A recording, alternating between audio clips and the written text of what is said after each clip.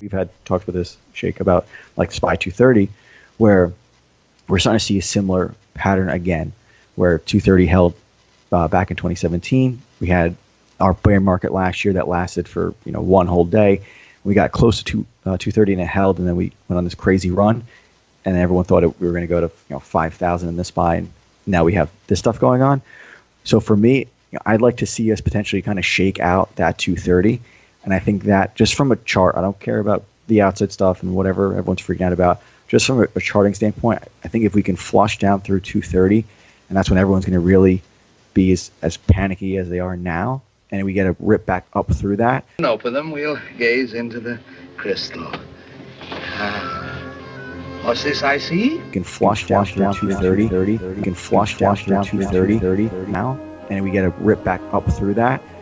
I'll definitely be a buyer, versus whatever those lows are, just because for how fast and how quick we've come down this far, it's not like this market's going to drop another. Even if it dropped another 10 or 20% from here, it's very hard to expect it to just, just like when everyone at the top thinks it's going to go higher. 10%, very hard for 10% drop is only just below this 220 now.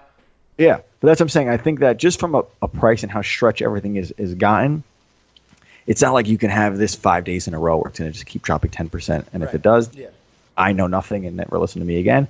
But I think just from strictly a charting standpoint, I think if we push through 230 and get something to move back up through it, that's when I'll be looking to add some more versus whatever that low is, just from that percent drop.